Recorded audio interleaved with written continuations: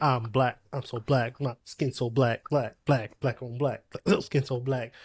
All right, y'all. What's up? It's your boys with the Just No BS podcast, and we're back at it. I'm John, and as always, I've been joined by my two co-hosts. Dev? And Cal.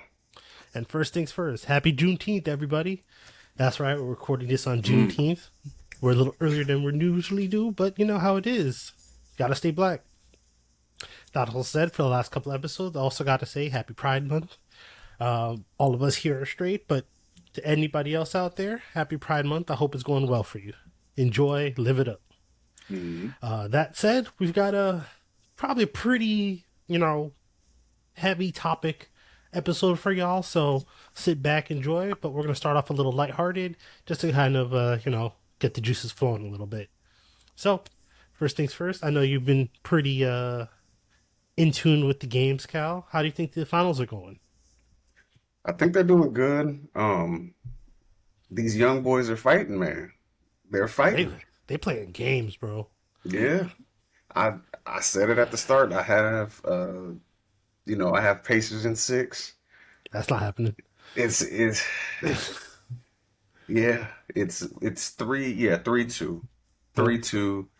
Um OKC's in the lead. They play in I think like 2 hours, if I remember Yep. correctly. From the time of this recording, yep, yep. Yep, so that'll be just enough time for me to get something to drink, get comfortable, and see what destiny has for me because OKC can either close it out tonight, um, and essentially do something that their franchise has never done, or the Pacers can, tie it up and take it to game seven. I mean, the Pacers have done that before, but them winning a championship, if I remember correctly, will also be the first in the franchise. Um, Yep, I yep. just want to see a good fight because it's looking good, and Oh, they've been trading blows. the more that I watch OKC play, the more I'm like, yeah, these boys are going to be very, very dangerous in the next few years because they're just when they're on, and they're terrifying. So, hey, man, I like it. I like it. The thing I enjoy is that they got so many options because Mhm. everyone keeps talking about, oh, how they gonna pay all these boys? You know how many picks OKC's got? They just keep their like core like five dudes, and they're basically like Golden State Warriors like 10 years ago, where you just keep your like core five, and you just keep plug and playing them extra people. It's gonna be ridiculous. Yeah, I mean, that's also the thing about being on a winning team. If you know that the team is winning, you may not have to front load your contract with guaranteed money because endorsements, all different types of endorsements, people love a winner. Even if you aren't the first guy or even the third guy, you can get even local, endorsements, things like that. Slide into a TV role here, a movie here, and then that can kind of cover the other costs. So, Oh, I um, mean, Shea Gilders Alexander, that man's got all them like fashion endorsements at this point, man. mhm, Like this man could pull a Jalen Brunson, just kick back, like, yeah, I'll take a haircut. Go ahead, keep these boys here. We winning. yeah, Who knows? I'm not counting that man's pockets, but he's in the position to do so. that's true. That's true. So I'm just looking forward to it, man. Whatever happens tonight, I know I'm gonna remember it because it's been a while since I've seen something like this for real, for real. So I'm just happy, and per usual, I won't hang my hat on it. I am still disgusted and disappointed at uh, legacy media and how they're covering this. Their Yep. lack of, I don't know, their lack of, it seems like enthusiasm with covering it. Like they don't seem to carry the same pomp and circumstance of it being an NBA Finals. Um, Hmm. Last time since we last talked, like Stephen A got caught playing solitaire on his phone during one of the games, just for him to come on TV and lie about it. It was like, I can watch the game and play my game if I want. I wasn't looking at it at the time. That it's like, bro, shut up, bro, shut up. You get paid nine figures to be like an unquestioning analyst. Like you need to lock in. It's embarrassing, but much to do about nothing. So, I have a question for you. Why do you think there's such a change in attitude this time around? Uh, a little It's bit of actually a less. good. That's a good question. Yeah, I mean, I do think that when it comes to the media, when it comes to legacy media, kind of like I said before, but I'll expound on it a little bit. They are not great analysts. They are great narrative spinners, and they have to do what drives the most eyes and numbers and things like that when it comes to ESPN. You have a sporting network that's going 24/7. You have to keep people's eyes on, and the majority of every sport is casuals. So casuals typically know the bigger names. So you have to talk about the bigger names, even if the bigger names aren't involved in the final product. So they're still having like trying to have these legacy debates and things like that. Like even when they're talking about the importance that this ring can place on these young players' legacy, they have to bring LeBron talking about uh Ring how culture. ring culture, Yep. yeah, they have to still use LeBron's name in the TV segment as a jumping off point to keep the average watcher engaged. Um, Mhm. and I think that's a reflection on them being terrible journalists, not knowing how to interview these young guys, make these young guys approachable to casuals, drive casuals' interest actually into the sport and not just into one singular player on one singular team. Um, I just I think it's just an embarrassing. It's just embarrassing because it's not like it's hard to do. It's people that I watch on YouTube who do it all the time. They run their own YouTube channels and they can do it. Oh Um, yeah. I mean, like, because you got bros like what Kenny and his squad, mhm. Kenny Beecham and the Run the Numbers Board kids. Love them. I love watching them. Um, there's a whole load of them that are just out here killing it. Yeah, but my thing is NBA. It's also the culture of the business itself. Unfortunately, Mhm. the NBA is in a weird spot where the NBA basically ever since the merger with the ABA and it became one entity, they're Mhm. too focused on dynasties, Mhm. which is then offshooted into ring culture. Mhm. So when you look at it, basically from what the '70s on, if I mean the fact that two franchises own majority of the championships for a league that's been here for what 50, 60, 70 years, Mhm. Mhm. like that in itself. So if we just shoot from the '80s, so the '80s you have three dynasties of the Lakers, the Pistons, and the Celtics. Mhm. That's '80s. Then you have Jordan in the '90s with the Bulls, Right. to which you also have like an offshoot legacy if you want to include the Houston Rockets. Those 2 years Mhm. they got it. You have then going to 2000s, you got the Lakers again with Shaq and Kobe. You got the Spurs sporadically just breaking up, you know, Yeah. everybody who's trying to get multiple rings in a row. Mhm. You got Spurs and Popovich in them. Uh, And then you 2000s, you got also the Heat yeah, at the end of yeah, that. Heat in the 2010s. Yep, Mhm. and going into the Warriors, the later 2010s. So it's Mhm. like, and now we're in this decade where there hasn't been a back-to-back winner in the last 5 years. These last 5 years of NBA championships have all been someone different. And so I mean, you had the Lakers in 2020. I count the bubble. Sorry, you weirdos out there. Um, then you have what? Denver's not 21, is it? There's someone in between them. No, it's No, I think Denver. it is Yeah, Denver. it's Lakers, Denver, then Golden State, Celtics, and now we have either OKC or the Pacers. Mhm. So, and that's 5 years into the decade right there. And then the way the NBA is going, parity's at its all time high, which is kind of why I wanted to talk about it real quick to kind of start us off because I think the culture of parity in the NBA is probably the big thing that's screwing up. Of course, legacy media is not actually trying, but it's the big thing that the NBA doesn't know how to deal with. The NFL, if you use them as a comparison, yeah, they've had back to back winners. You've had dynasties in terms of their championship. But the key thing is that for them, most NFL franchises that are considered dynasties rarely are back to back. I mean, you have a couple. You have the Seahawks. What was it? Hey, the Giants. The Giants, Patriots, Hmm. the Packers in the like what '80s. Like Yeah. you have some of these clubs that are like have these whether it's back to back or sustained runs where they're considered the best. They're like, yeah, and of course you're gonna have back to back winners, but like it's something that rarely happens in the NFL. Mhm. Hell, the Seahawks were gonna break history if they got three in a row, Yeah. like right there, and one errant throw away from potentially doing it. So It was one bad call. Pete Carroll will burn in hell for that. I don't care. I will never forgive him for that because all he had to do was hand it off to arguably one of the best running backs to ever play in the NFL three in times his in a row. Yes, just bang, bang, bang, let him go.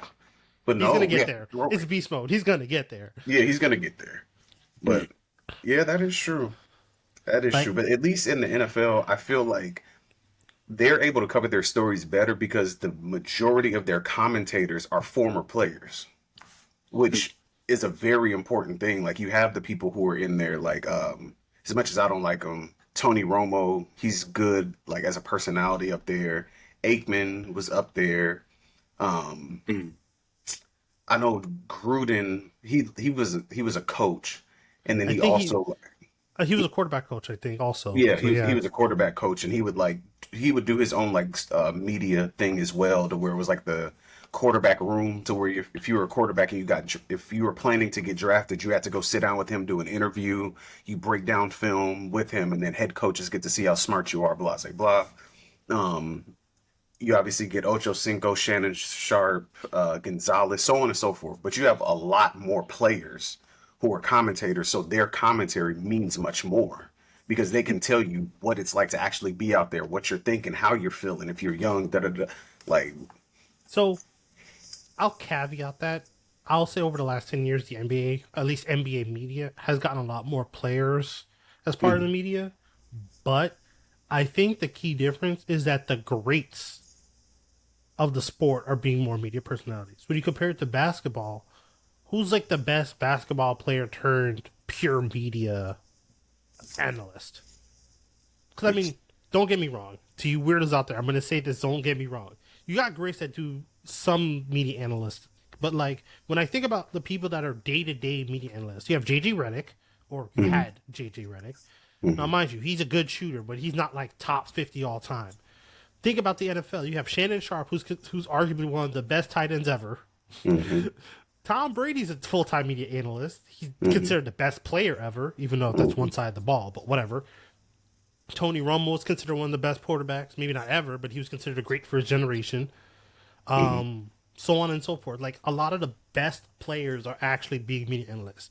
Like if I were to compare this to the NBA, the best media analyst that I could consistently think of is Charles Barkley and Isaiah Thomas.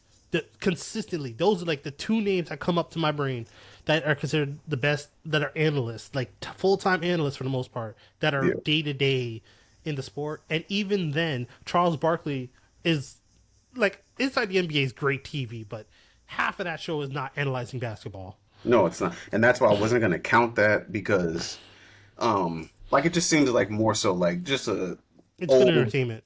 yeah, just good old Hall of Fame guys just sitting around shooting, just talking, having fun.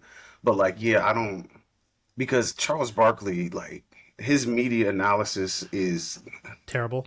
it's terrible. Like it's Or like he would say, terrible. terrible. Like it's really bad, and and a lot of his takes are oftentimes very dated, even to when he's trying to use his playing experience as a reference point because his playing experience was like he stopped playing in the 90s if I remember correctly. Mm-hmm.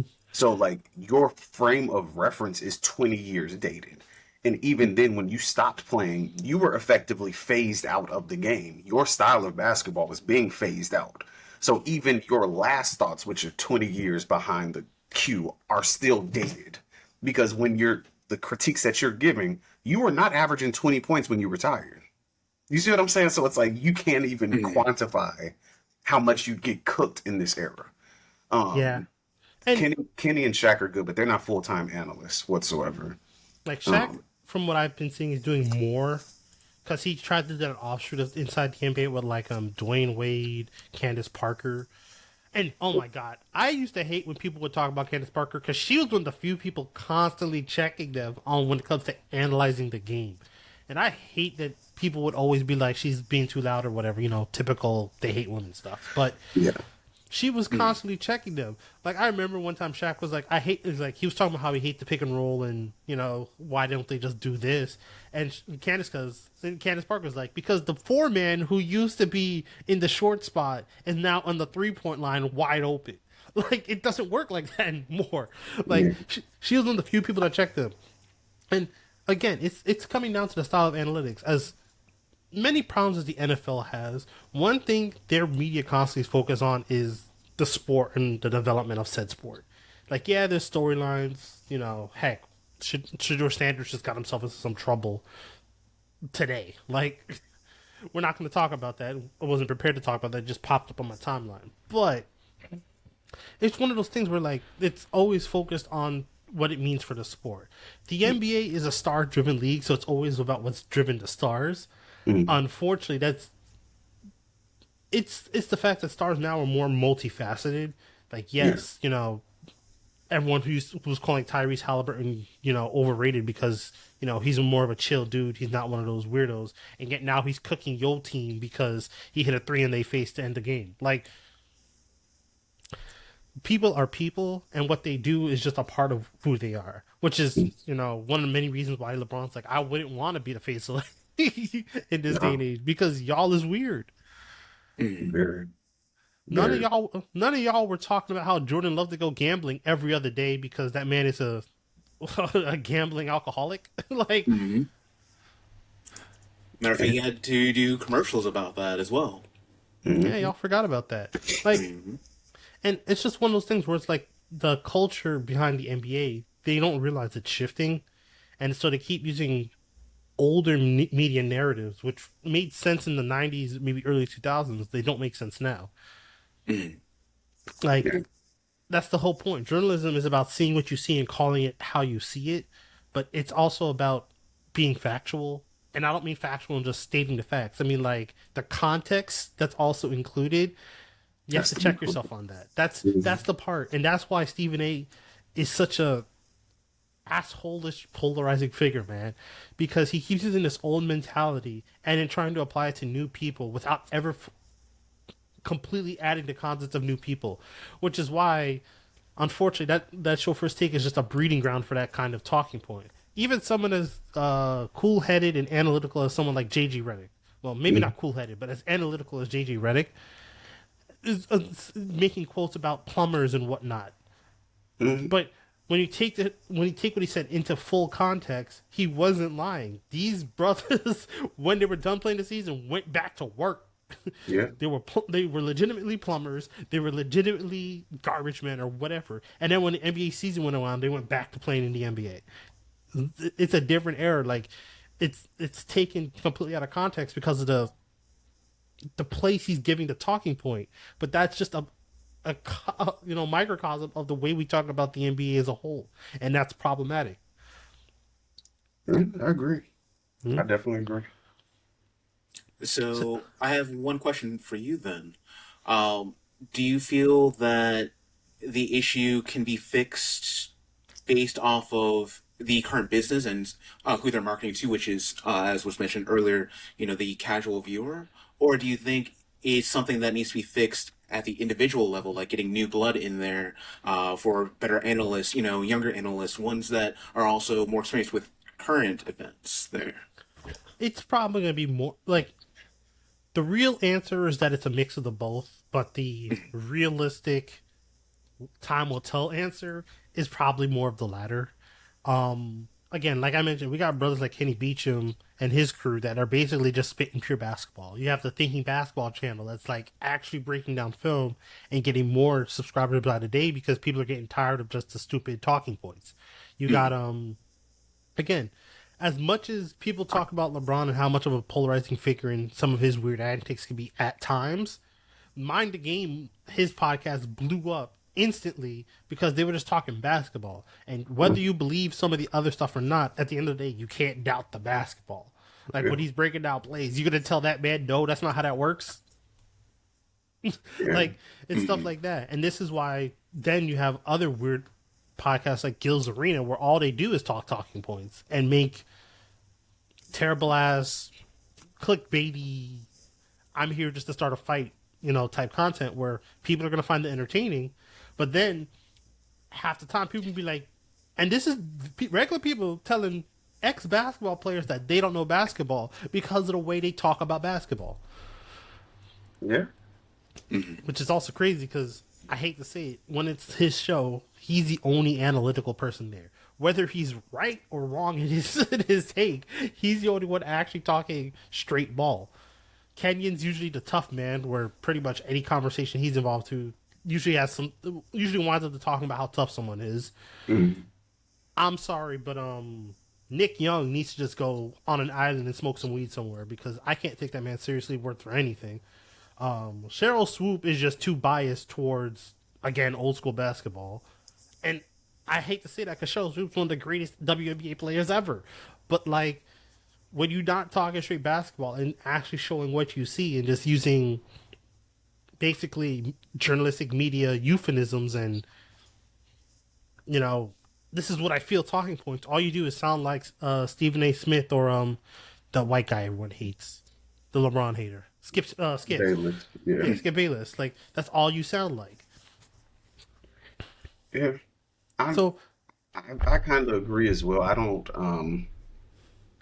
I think that it's hard to be true to anything that has a lot of layers to it and be accessible to the casual fan because like as much as like a lot of people love like rap and stuff like that, we're going to talk about some of course again today later today. Like I know when I get to a point to where me studying hip hop as long as I have, I know in a certain point in the conversation you can kind of see it in someone's eyes when you cross their threshold of like understanding and you're just talking gobbledygook to them at a certain point because it's like you've hit that ceiling. So like as easy as you can, for instance, we didn't talk about how bad Lil Wayne's album was when it came out, right? I was going to leave that alone. So, right? So it was all over the internet because obviously coming off the whole thing from last year, beating up the little Canadian boy, um, and getting the Super Bowl robbed from him, in his words, not ours. Everybody's looking like, okay, we expect Wayne to like drop a great album. That's what everybody's thinking in the world. The casuals have hope that he can drop a good album. Those of us who know hip hop know he was never going to put out anything good because we studied the trends. We've seen him get worse and worse and worse as he's put out albums. His drug addiction has gotten worse and worse and worse since he's been putting out albums. He's been losing hair. Um, he doesn't remember any of his lines. He's oftentimes winded when he performs. When he does give us new verses, it's the same 3 or 4 topics over and over and over again with a very limited vocabulary, limited depth of like grasp on the top, stuff like that. That's what I don't even have to hear the whole album. I can play the top 3 songs, play the middle 3 songs, play the last 3 songs. This is terrible. I don't need to hear anything because it was like 18 or 19 songs. But then as soon as I would get into, okay, this is why this is bad. This is an elementary level simile. Or this person overuses similes or this person overuses metaphors too much. I'm high like a plane. I'm hot like a kettle. I'm like a boom. Once you start to do that, it's like, this is YMCA basketball. And then when we talk about later on who we're going to talk about with in Pusha T, it's like you're listening to a graduate study course where it's like the branching ideas, the transition of thought, the tying this back to the original thesis, and then showing why the story like goes the way it goes. It's like that. You can talk about that all you want, but as soon as you get into that graduate level understanding of something, the casual's like, but Wayne has big titty women in the music video. He won. It's like, okay, cool. Like You missed the point there. I can't argue with you. But yeah, I do think both of those things have their place, but they need to actually be able to have their place, if that makes sense. For every show, like First Take or whatever the case may be, there needs to be a show like I forget it's called like the Lowlights YouTube channel, where they kind of like they cover basketball, and sometimes he'll go over to like Gil's Arena, but it's not Gil's Arena. They'll like do this like a video call and they'll watch the game together and like break down stats, break down like they'll actually talk basketball while basketball's on. With the guy who knows it as good as Stephen A. But he's a YouTuber. Like both of those shows need to be on ESPN. You see what I'm saying? Like you need to show that okay, this is what it looks like when you have a surface level understanding of something. And this is what it looks like when you know what you're talking about and you can actually engage with true conversation that benefits the art form or the sport. That's my opinion. Yeah, to kind of wrap this up, and God rest the dead, rest in peace. But I feel like we wouldn't be in this situation if Kobe were still here because he had started that series where he was what was it, Mind the Film, or I forget what the series was called. But he had started that YouTube series where he was breaking down plays and showing people what it was. And with his cachet and fame, had he continued that, he would probably ESPN would have probably gave him Stephen A's bag now to be like, look, do this because one, you're Kobe, so everyone's gonna watch, and two, you can teach the game of basketball, like fundamentally teach the game. And he's also one of those players where, like, he very much like LeBron went through several generations of the game evolving within his one career to the point where he can explain, all right, this is what they did before. Now the defense has shifted to use this, so that's not effective. So we're gonna twist this play, and this is why, this doesn't work anymore. It's not quite like he would have been one of those people that could actually bridge the generational gap. Because our generation loves Kobe, the generation after us loves Kobe, and the generation before us loved Kobe. So like he's one of those people that could have done it. And again, God rest the dead, but Yeah, to your point, I've said it before, I'll say it again. Lastly, Kobe, Kobe and LeBron are two of the greatest basketball minds ever. As great as they are, however, I don't think they would be great coaches because of how great they were physically. oh yeah, which is Because why LeBron is on record saying he's never going to coach. yeah, like Kobe and LeBron see the game on like a different level of what was the girl's name? Komugi in Hunter x Hunter who was blind but played Go, where Oh she yeah. like she couldn't see the board, but she knew everything that was going on and like anticipated every move and was like, "We're doing this." Uh oh. And I think that would be Caleb. hard to Caleb. really. Oh, are we back? Caleb. We back? No. He's back. Yep. Okay. There we go. So I think it would be hard to just in short take that wealth of knowledge and put it into an average minded player. But they were also so dynamic and why I felt like they could have been like brain trust of an organization because of when they would figure all that out and they would just go do it. So you can't coach that to where it's like you can't coach 6'8". If you're not 6'8", you're not 6'8". If you don't have a 7 foot wingspan, you don't have a 7 foot wingspan. So, but yeah, fantastic. God bless the dead, him and his daughter. Um, Surely miss, but yes, sir. Yeah. All right. On that note, we're gonna move on right ahead here. And I believe Devin, you're gonna want to take the lead on this one. So earlier Well, this not week. necessarily lead on this one, but I do have some thoughts though Okay, well, you're on gonna take this the leads one. on the thoughts. I'll go ahead and introduce what we're talking about here. So earlier this week, there was a Pride festival or something going on. I forget exactly where, but apparently Doja Cat was in attendance, and she called out a fan on Instagram for getting a little too handsy or touchy with her, and she went on her typical rants about it. Now the fan kind of made an Instagram post back, kind of giving his 2 cents and, trying to explain himself. Now, when you watch the video, because of course there's a video of the interaction, everything seemed relatively normal. In fact, from the explanation the fan gave, Doja Cat approached him first because she liked the shirt.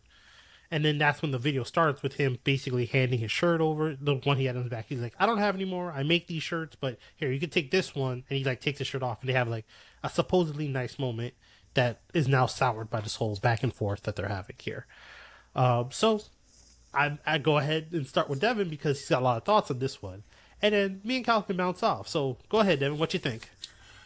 So first off, I want to go and say that I'm kind of conflicted when it comes to this situation, because I did watch that video interaction, and I thought it was a nice moment between a star and their fan. I did feel like maybe the guy was a little too excited there, but overall, it seemed like everything was fine between the two. So on one hand, I do want to go and say, dude was kind of pushing the line, and Doja Cat not speaking about it due to safety reasons, because that's what she said in some of her posts and everything later on when she was responding to a few different people. She did go and say that she didn't feel that she could respond in that moment, because safety. And I respect that. That is a valid reason. Um, there are a lot of times where women are in situations where, because of the guy being there, you know, there is the potential threat that they might not take it well, and then things escalate from there. Completely understands. On the other hand, I question how she responded after the facts. With some of the posts like, "Oh, hey, I threw away that musty T-shirt," so on and so forth. It feels like she was just trying to down the guy for no reason, and it feels kind of almost as if she was being very two-faced in that situation. That also makes me feel like, how does she feel about her fans in general if she's going to do that? You know, as someone who is in the spotlight, you have to kind of understand that yes, you are going to have fans, they are going to be excited, but as soon as you start downing them publicly, then that's not going to end very well. So I also have to kind of question her motive. Was it something where she truly felt like she was uncomfortable and didn't feel safe? Which I also wonder about that, considering the fact that I would assume that security would have been there as well. Mhm. Or is this something where she's just trying to get a little bit of clout? You know, thoughts?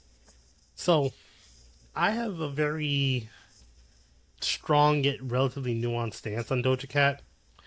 So my first problem with her is that she is very two faced when it comes to real life interactions versus internet interactions. Mm, And my thing is, you have to protect yourself on the internet. That's fair, but don't like play someone different. Basically, don't be a troll. Don't play right. someone different on the internet and then someone different in real life. Mm, And that's been my biggest problem with Doja Cat to the point where, for me, it taints her music. Because that one song, "Paint the Town Red," that song she has is basically a song she made, basically trashing the people that have criticized the way she handles things.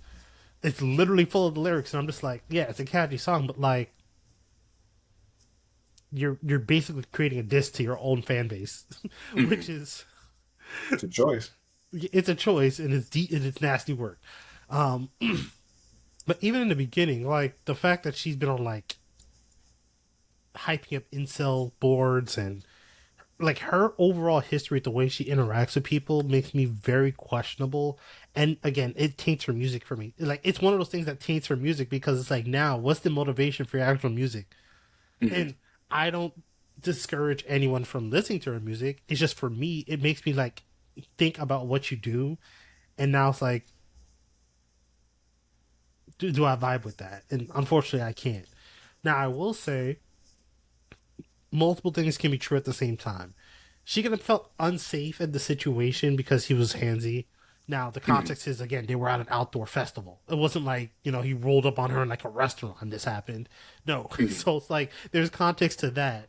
And then there's the context of, yeah, why wasn't there security? She could have like talked to him through someone. Like you see celebrities do that all the time. So it's like,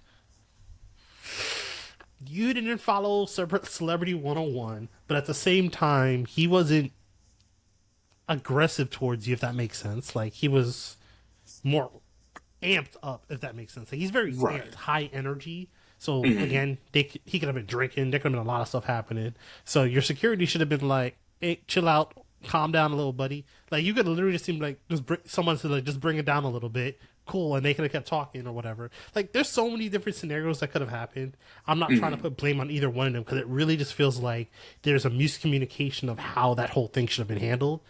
And then mm, Doja Cat unfortunately took it to another level by making that post when she mm, could have just said, "Hey, I felt slightly uncomfortable, but things turned out okay." And then he could have responded, and they could have had a DM conversation like, "Oh, I wasn't trying to. My bad. It wasn't meant to be like that." That mm, a lot of that could have gotten resolved after the fact. The situation itself, I don't think is that big of a deal. It's the escalation that I think takes it over the top, and I'm not a fan of that at all. mm. What about you, Cal? Um, First off, I would like to say a quote that was attributed, well, it was pointed at Doja Cat some years ago that I will always attribute to her until her career is over. She was in racial chat rooms showing feet. That was a tweet that my man said about her. If I remember, that was Ghostface when she was out here talking stuff and originally starting to get in her bag and be famous. And it was like, yeah, you like the weird incel racist white boys. Like that's your bag. That's your stick. So in my brain, ever since that day, I've clicked off of her because every time I see her doing something, she has this weird like I grew up with the internet. I don't really have social skills thing. And Ding I ding ding feel ding like ding ding. she built her fan base around other people who lack social skills, who grew up via the internet. So this is what happens, period. When you are used to being in social situations, social interactions, you talk to people, like act like you've been here before type deal. Like even if you met like your celebrity, whatever the case may be, if you're at festivals and things like that all the time, you're going to meet a bunch of celebrities. If Mhm. this one just so happens to be your favorite or whatever the case may be, you would have had so much experience talking to other celebrities and other people growing up in life. You'd have been like, oh man, I'm a massive fan of you. Yeah, take this shirt. Like, can I get a picture?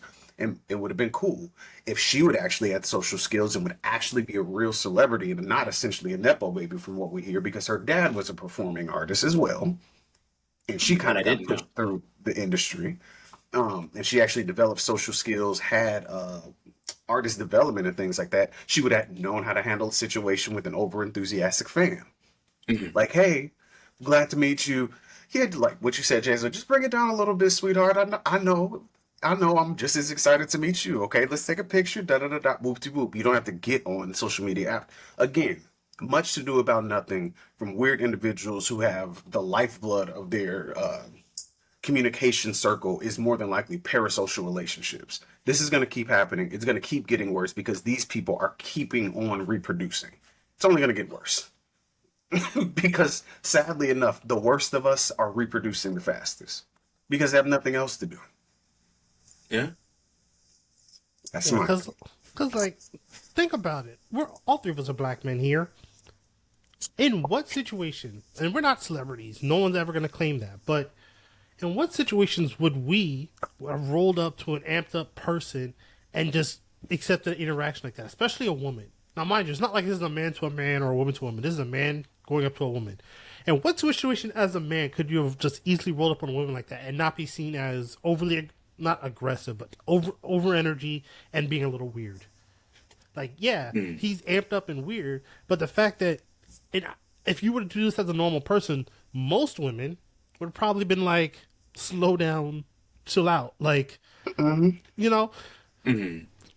and even if that conversation goes, okay, you know what, you're right, my bad, and then they keep going, met. And again, I don't blame him for being amped because, again, it's like they're at some kind of festival or party or something. Like, something's Mhm. popping off. It's not like, again, she's walking down the street, he just rolled up on her, and it's like, no, some, you know, and again, she called out to him because apparently, if you believe his story, obviously, you know, she liked his shirt and she was trying to find out where she could get one.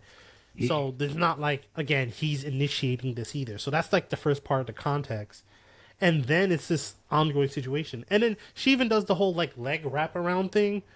In what situation would you feel that a woman is uncomfortable with you if she's wrapping her leg around you? That is another weird part of the context where I've been a man, you know, good 30 some odd years of life. No woman is wrapping her legs around me like that without me being like, I'm not saying it's unaccepted. It's just like you're going to pause in your mind for like half a second, be like, Are you good? yeah, Like, not even like, because because there's all types of guys, but even though we're like, someone's going to react and be like, where do I go from here for like half a second? There's going to be that half moment. How should I What do read I the do? situation? Yeah. Right. It's like you're going from "all right, we cool" to "I guess we're cool." Like it's not normal. So it's like, and again, like Cal said, it's probably that she didn't read the room properly, or she didn't. It's not like she didn't read the room. She just didn't drive the car in the proper like social lane. Like she's like she went with the "I'm a roll with this lane" rather than the I'm gonna set boundaries for yeah. healthy. Now, mind And you, this is a issue in a patriarchal society to begin with, where unfortunately women have to stick in that lane far too often to keep themselves safe. So that is a point. And this is why celebrities, especially celebrity women, tend to have security. So Yeah. this, And honestly, I feel like that's valid that if she felt like, oh, hey, I couldn't really do too much at this moment, due to the situation. However, the conversation afterwards is where I kind of have the issue. Because at that point, she could have done it as a, like, hey, this is a teaching moment right here. While yes, this did happen, I didn't necessarily feel completely comfortable about it. I do understand that people get excited, blah blah blah, so on and so forth. However, I would prefer if this or that or so on and so forth. In which case, they could have had a conversation there. That would have opened up the conversation for other people as well, or other fans, and that would have benefited everyone as a whole. What she did was just basically use that as a situation to insult someone, which isn't going to help anyone learn anything. That's where I yeah, have a problem. yeah, she essentially went on the offensive, which made the kid make his own Instagram post going on the defensive. Like it turned into Right. an altercation when overall the moment itself is not an altercation. It's just a clear miscommunication. Right. Like that's all this situation is. It's somewhere along the line they didn't realize we shouldn't, like, it's cool to hang out in this fashion, but there's a boundary that we probably shouldn't, we should understand here. And that wasn't fully communicated as people. It happens. People miscommunicate all sorts of basic shit all the time. It just goes to beyond the fact where she could have been like, yeah, I was slightly uncomfortable at first, and then it had a good moment. And then he could have been like, oh, my bad. I wasn't trying to do that. I'm sorry. By the way, you wanted this shirt, so, here's how you and some of your fans can get the shirt. Like, y'all could have cleaned that up, made it a whole, you could have kept it positive through and through. People do that all the time. So it's like, and being a celebrity or not being a celebrity, it's just, and that becomes a moot point once she makes it a more of an offensive thing, because now as a celebrity she can potentially wield her fans against this poor guy who misunderstood a particular moment. Mm-hmm. Hmm. It's over. Yeah, and sometimes things don't have to be like that. And again, it's not saying he's 100% right. Yeah, this, especially when you're approaching a woman, there's a particular way you got to be like chill about things, and you got to check yourself in certain situations. But she also, like, again, it's, if we're trying to be this whole both sides can get it type society that all these weirdos want, she rolls up on him. Like, Hmm. so again, I'm not one to do that, but like there's also a moment like, heck, it went from we're doing the whole church hug where I'm not, intruding a woman's space, to I'm like almost wrapped in this person. Like, That's a lot. yeah, Hmm. like there's so many layers you could take it if you go step by step, and it's just like, I don't know, you are neither of you like in the right. It's just a moment of y'all are just in the situation where y'all aren't fully comprehending the other person, which happens. Like, no, again, because anyone who's gonna be like, oh, boundaries, this and that, again, nothing physical, nothing threatening. It overall is a good moment. It's just a matter of there was a miscommunication. Someone didn't feel safe. That's perfectly reasonable. You just gotta do that in a more positive way. Because again, he's Right. not like he was like got into a fight with like your security guard afterwards because he started throwing elbows or something. Like, Hmm. it was just a weird. It was just a moment that had some weird tendencies that neither of y'all caught in a proper communicative fashion. That's really what happened. Hmm. Agree. Yeah, and on that note, speaking of festivals and big events and stuff, I think this is where we're going to transition to our three-body breakdown of the episode. And in typical Black fashion, we got to talk about the current state of certain things. So last weekend, we had the No Kicks protest across, I don't even know how many cities at this point, but a crap ton of cities, over millions of people protesting the fact that we live in America and we don't believe in cakes, which is true. But I want to ask y'all, because I got some thoughts. I'm pretty sure y'all got some thoughts. What's the big picture here? You know what, Cal? You jump off, because I have a feeling you about to go on a little bit of a micro rant here.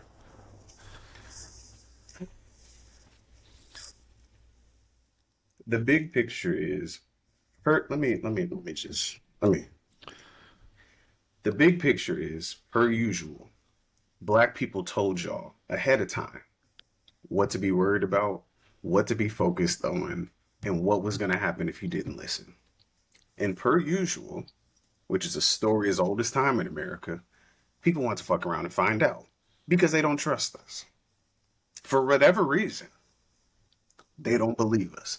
It's either that or they do not care until it personally affects them, which I think is the heavier one that I'm leaning towards, because being a black man that was born and raised in the South and is still living in the South, there is certainly a different type of relationship that African Americans and Latinos have between each other, especially like once you start to hit Central down to South America, you start to get into weird areas to where like sometimes black people are kind of like cool with Hispanic people, have common shared interests. People are comfortable being around each other's families, things like that.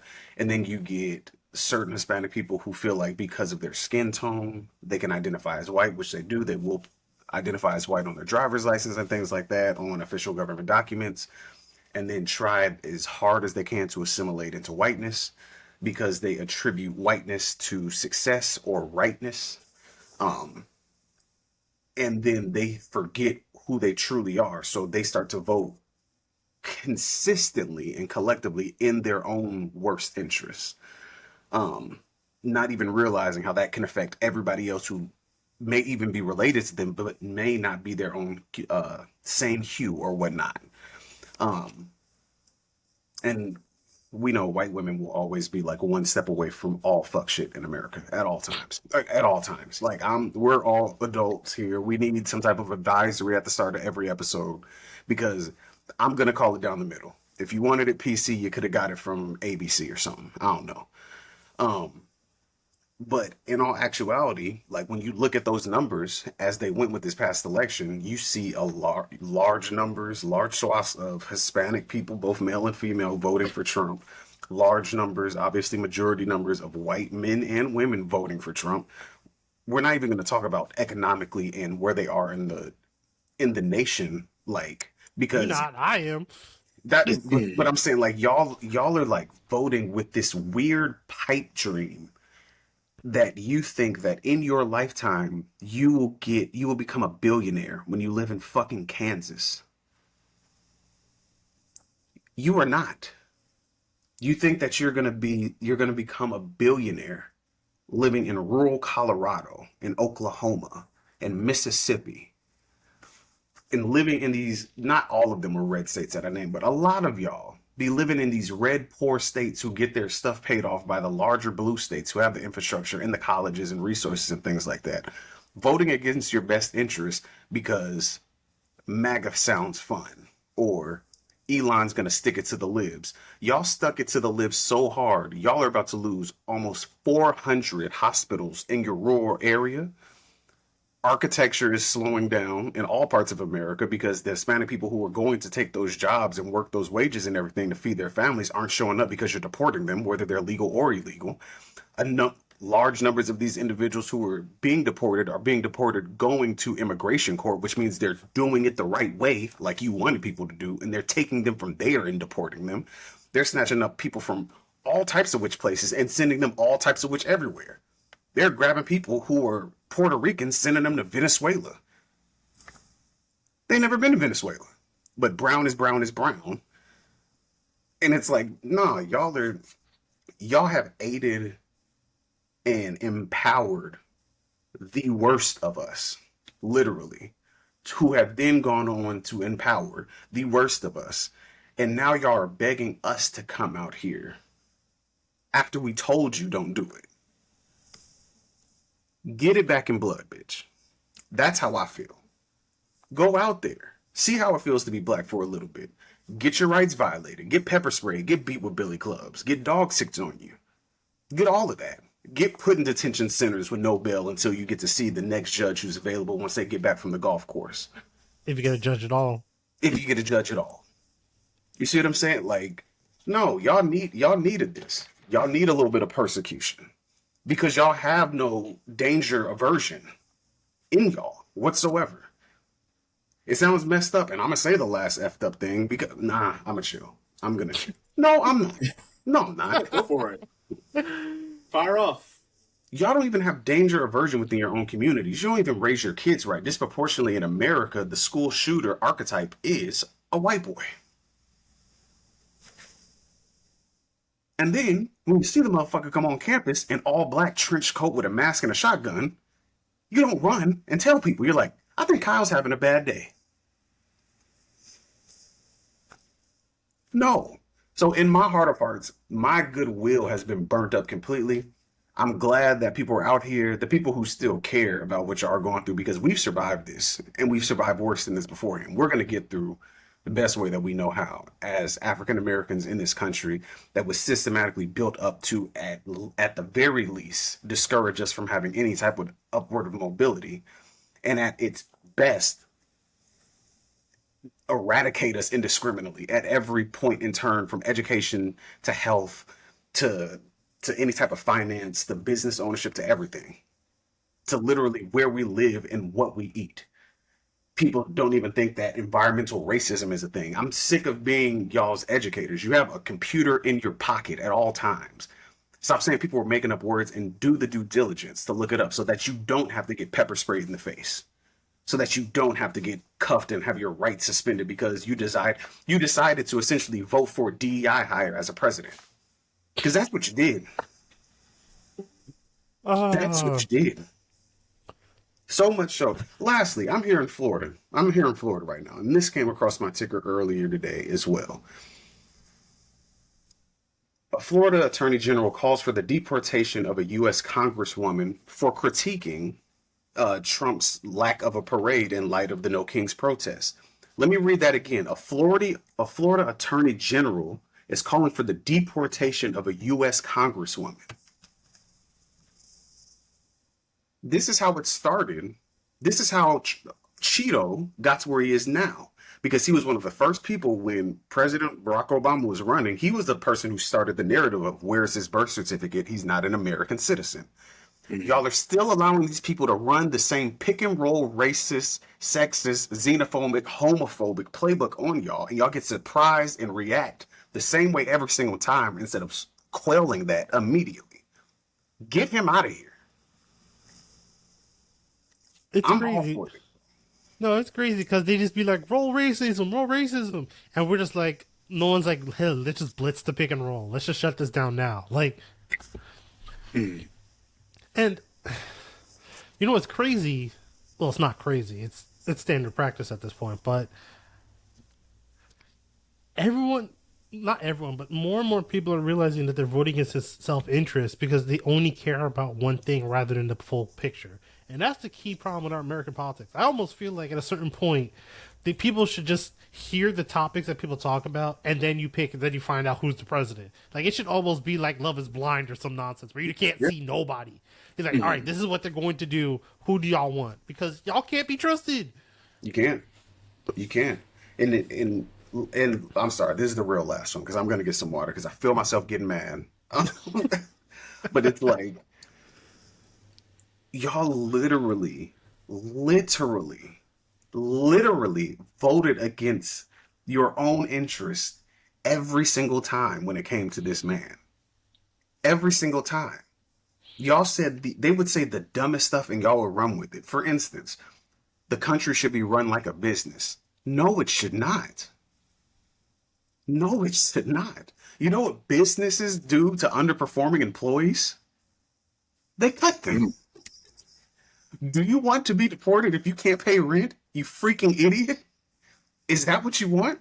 And then you're going to vote for the businessman who had no political experience whatsoever. Barely any business experience.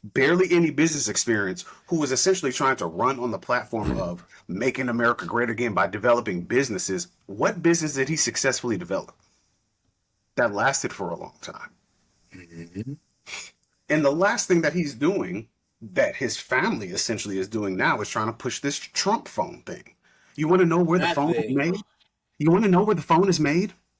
You think the phone is made? China. It's made in China.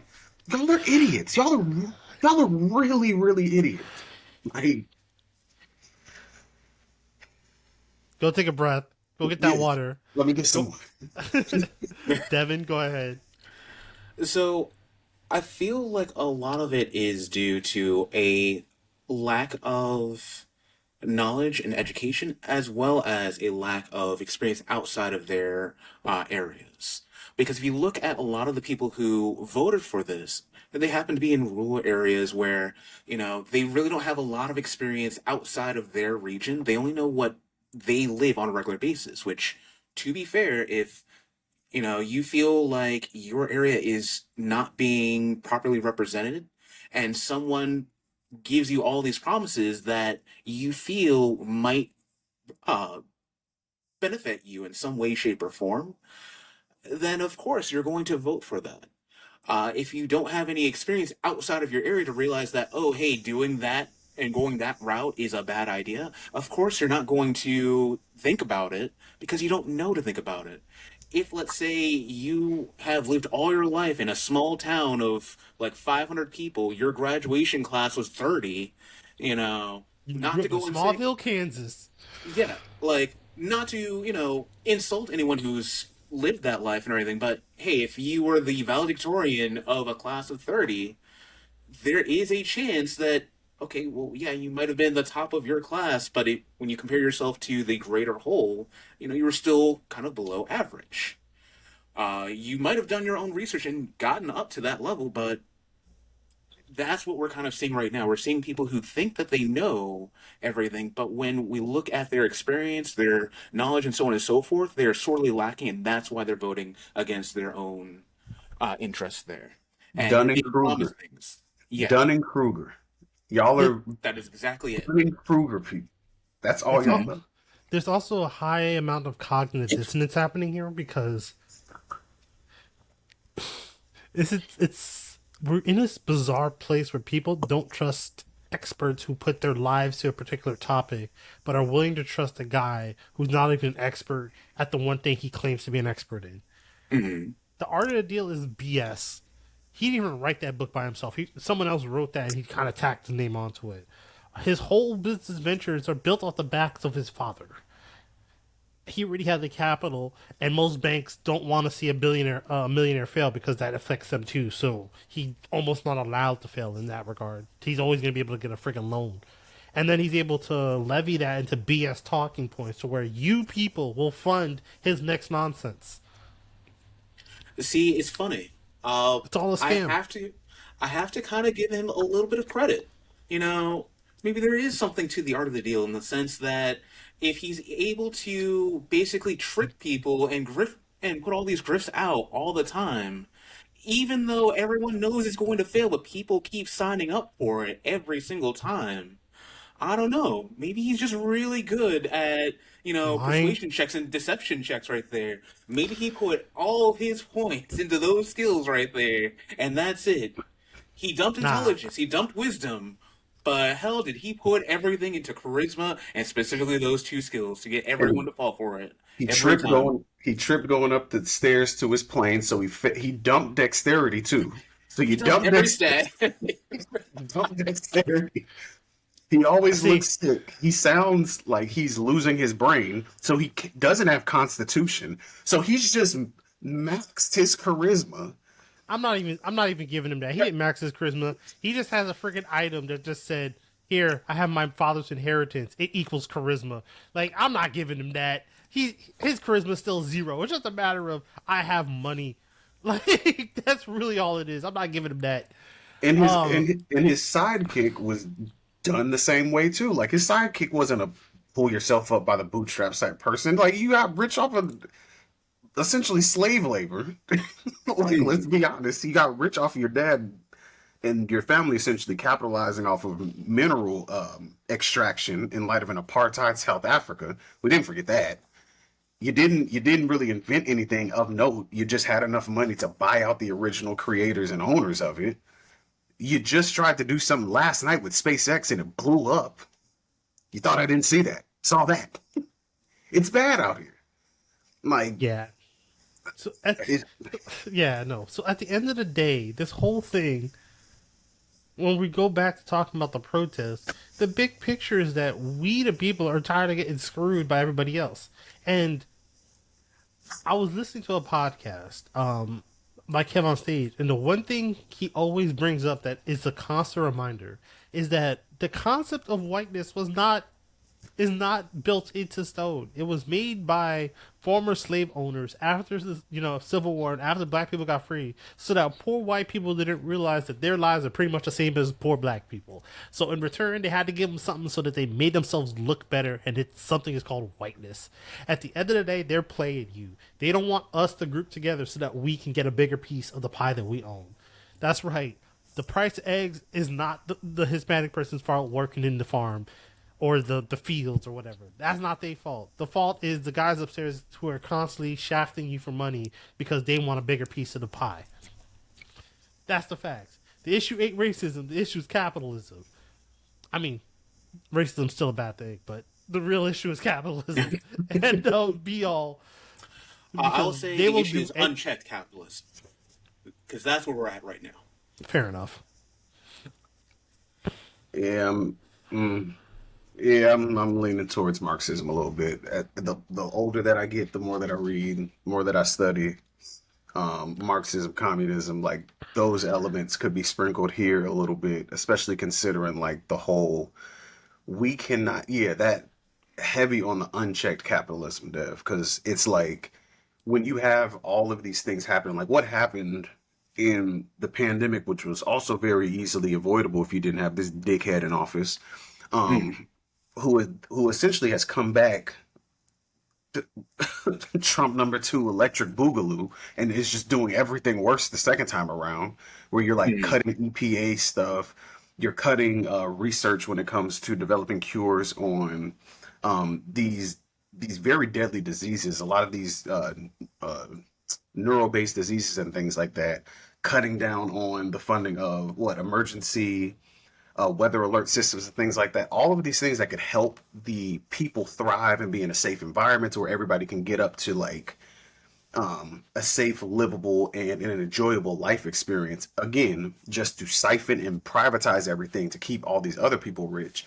Um, in the last bar, all of these things that everybody complains about here, who's at a certain economic um, economic Bracket. status to yeah to where it's like universal health care, free education, all of these things, walkable cities because of mass transit improvements. All of these things are easily funded. It's not a pipe dream. We just stop giving money to Israel. They have universal health care over there. They have free education over there. No, take the other countries out of it. We could the way America spends money, we could still give money to these other causes. But if we literally were to raise the tax bracket or tax percentage on Yeah. anybody making the top 10% of the dollars in this money, you raise that tax bracket 2%, to which most of the time that's just a rounding error. 2%, you could fund all this crap tomorrow.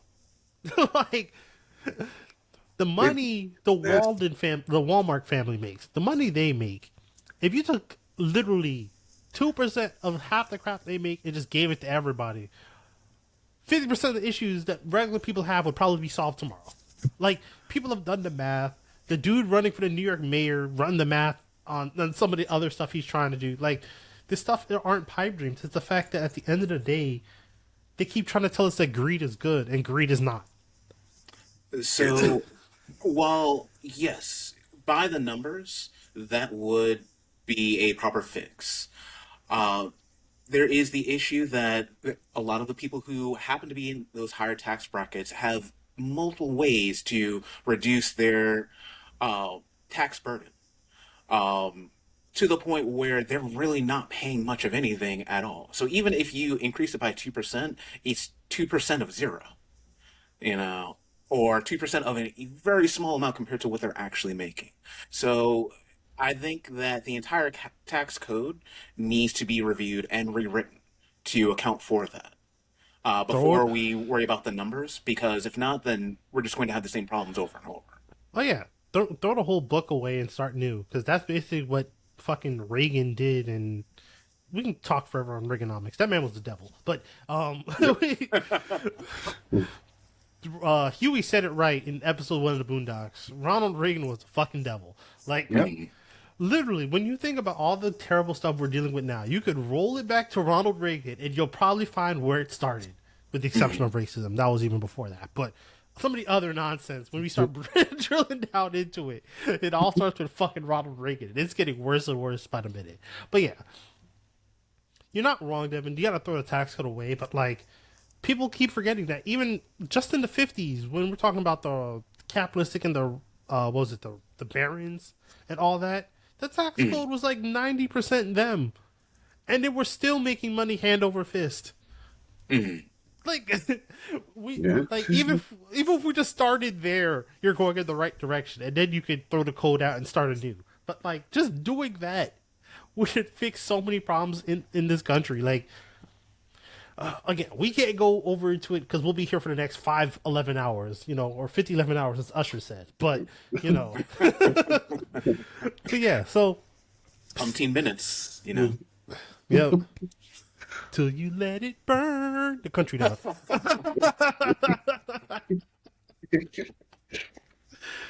But yeah, so, speaking of bigger pictures, this is heavy on your heart, Devin. Just take it away. Take it away. All right. So, the next topic is really focused on, and I like to go and call it what it actually is, the conflict between Israel and Iran.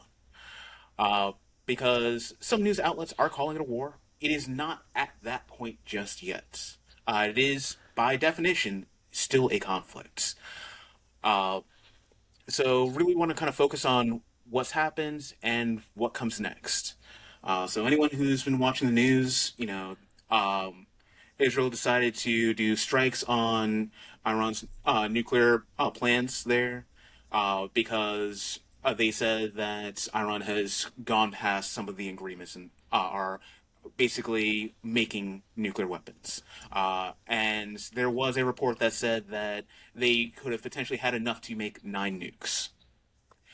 So that's why they started to attack, which then led into Iran counterattacking there. And it's just been a back and forth at that point. And the U.S. is now starting to get involved. Uh, I want to go and say that while there have been attempts by diplomats to de-escalate the situation, especially with Iran actually seeking a more diplomatic solution from the U.S. You would think that, the way that they're being portrayed, that they are the ones that are being antagonistic and they're the ones not wanting to go to the table to kind of de-escalate the situation. No, they're actually the ones that are actually saying, hey, we'd like some help with just calming this all down and trying to figure out some solution that doesn't endanger all the countries that are in between them currently. Um, I will say that some statements from people like Trump right now, through the media specifically, have actually been pretty inflammatory at best. Just short of the political equivalent of saying "no balls, you won't" to Iran. It's just been a like, oh hey, you know what? If you don't stop, your attacks, then we're go ahead, see what happens, see what we're gonna go ahead and do. And there have been threats of potential military intervention there, which honestly, all that's going to do is continue escalating that to the point where this is now officially a war. Um, I will say that Trump campaigned on the idea of, oh, hey, he was going to end or all, forever wars and stuff like that, and not getting involved in any more wars and keeping the U.S. out of that. But he and his administration right now have been kind of pushing that line to the point where all we're doing is just continuing more conflicts and escalating things into potentially more wars. So the exact opposite of what he was campaigning on. What's crazy? When Tucker Carlson is against Trump, and that man likes to sit at the head and all the way through. That is saying something. Yeah, he's even gone on record saying that some of the actions that are being taken right now may lead into a full-scale war. So, Devin, Yes. as our resident international studies understander here, at what point do you think this administration is going to stop sucking the teeth of Israel and actually deal in real facts? That is a very good question. Um, Or in other words, bec- how much oil does it take for America to be like, all right, maybe you're doing stuff that's wrong. Let's stop sucking your dick. Like, that's where things get complicated because Israel is an ally. Um, and of course, the U.S. does want to keep good relations with an ally, especially because of how far we are from anyone over in the Middle East, so on and so forth. So I don't know. When it comes to Trump and his administration specifically, that is hard to predict. When it comes to other presidents, you can kind of see where they want to go, and they might play it a little safer now. We're kind of in a weird situation where there's a few different ways that this can go. Um, do we go with the situation where we fully side with Israel on this conflict here as a current ally with some of the agreements that we have and potentially use military intervention, potentially escalating this even further? In which case, do we even want to get involved in that? Does the U.S. try to go a more diplomatic route and directly work with Iran to kind of help de-escalate the situation to avoid, potential nuclear escalation there? Um, do we kind of talk to the prime minister Netanyahu to kind of get him to calm the fuck down? Because really, I don't even blame all Israel. It's really him that's kind of driving a lot of this. Um, And then we also have to look at other things outside of those two nations as well. Well, other world leaders, like, for example, Putin, uh, see this as something to allow them to escalate their own personal agendas, and moving forward with their own plans. So I wrote down some examples, the situation with Ukraine and Russia. There's also the whole situation with China and Taiwan, that has been going on for several years, but there's never been a good time because everyone was at a point where it's like, okay, no one wants to make the first move. Uh, Everyone knows, it's common knowledge that fighting multiple opponents or fighting on multiple fronts becomes extremely difficult, if not impossible. So if the U.S. is distracted with another major conflict, then does that give an opening for someone else to do something? Not saying that anyone's going to, but it now gives the opening there. And with Trump's current administration, I don't know where it's going to go. And that actually kind of scares me to a degree. facts. This is actually one thing. This topic or this situation is one thing that always reminds me how silly people were during the election. Everyone, not everyone, but a bunch of people blamed Kamala's loss on the fact that she never took a strong stance on Israel. Like, especially if you listen to like people that are very progressive or Marxists who are wanting to have people declare it, genocide or what have you. Morally, I agree with you. However, when it comes to international strategic strategy, it is never quite that simple. Mm-hmm. Unfortunately. Like, again, I get it. I don't believe what's happening to Gaza is moral or just or right, whatever term you want to use. But when you're talking about our world leader who has to make decisions to stop multiple things at multiple times, you can't just you basically throw your hand away to the world if you blatantly say something like, "Hey, I'm going to do this when it comes to this threat." Now you give everybody who's against it on the other end all the ammunition they need to figure out some way to suppress you.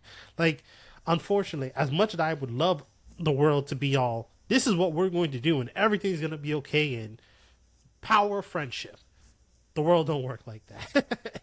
Unfortunately. Like everyone saying that Kamala never took a strong stance on the whole Israel Gaza thing is why she lost. You fundamentally don't understand how the world works on a realism level, not a moral level. I'm not saying your morals are wrong because they're 100% correct. This whole thing, we should have intervened and stopped, at least put our money, be like, hey, Israel, we need you to chill out. 100%. But then if Israel says, yeah, we're going to stop buying all your crap, and then America's economy goes down 50% because that's all we deal in, are you going to then complain about the price of eggs because eggs are now $20? Like the world is, we live in an intermingled world, and stuff that happened in the 80s where we could just beat our chest and be like, we'll stop you, that don't work no more. If the price of oil goes up 50% and now your gas costs $5 a pump outside of California, you're now going to complain at the president because they supported, Gaza. Like, it's dumb. It shouldn't work that way, but at the moment, this is the way the world works. So we have our leader who has to make a decision has to be more strategic than just say, "I'm gonna blow your planet up," which is unfortunately what Trump is doing.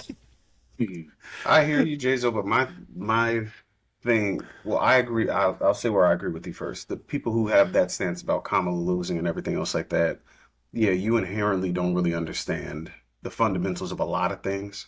Um, but I also did like the party didn't do her any types of good service at all Oh by no, like 1,000%. I agree that Yes. the party did not help her at all either. No, 100%. yeah, You're like right. the, I the was Dem I was never arguing that. yeah, like the Democratic Party has set itself consistently back. Like even when they like pressured Bernie to step down, like a couple elections ago, and essentially turned the party against him. Like they really made it obvious who their picks were going to be moving forward. That it started there in my like with history being my thing, just understanding how like what one decision, especially a big decision in a party in a two-party system, what that means for like the next few elections. It's like, yeah, y'all cooked yourselves with that. Um, the whole not having Biden step down sooner and essentially revving up that campaign while he was a little bit before he had his lame duck period. They could have been doing that, could have done that a lot better, honestly. Um, I get all that, and I do understand the side of the world leader or the leader of the United States or whatnot has to be very tactful and very decisive and things like that with how they're making these decisions. I absolutely agree. But I'll be damned if I give this dumbass a pass for being decisive on stuff like like cutting off trans people from using bathrooms and sports and Oh stuff like no that. no And no that's no really no no like, no no no no. like Hold on. Just in case, let me clarify. When it okay, comes to just 100%, let me clarify if I didn't make something clear.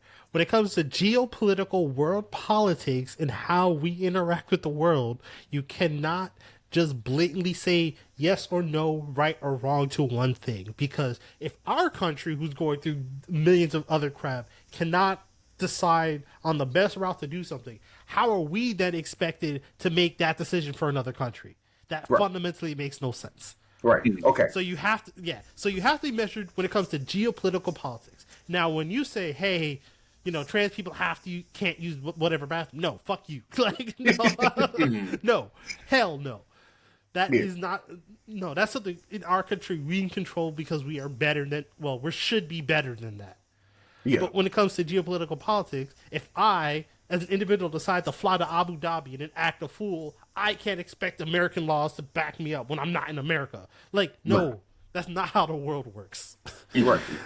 And that's pretty much where my concern lies. It seems like the only time that the right party takes definitive action or definitive sweeping judgments with anything, it's soft science and soft skills, soft things here. So like anything that affects us, like the working people, like communal every time when it comes to tax breaks for the rich or helping out incentivizing small businesses or first time home buyers or da da da da, it's very no reparations, no da da no da da da no da da da. And then when it's overseas and it's like, hey, you scale back some of that money that you give to Israel because they've been like essentially like a bad younger brother. And it's like, hey, you're gonna fall in line, or we're gonna slow this money up. And they're like, oh, well, we're gonna da da da. Okay, cool. Well, best of luck to you versus Iran and Russia and them and the rest of the people that they did bomb as well, because they bombed a few other countries over there. And the only reason they can do that and get into a dick swinging contest is because we're the ones standing next to them holding the ruler. That's the only reason we're in this position.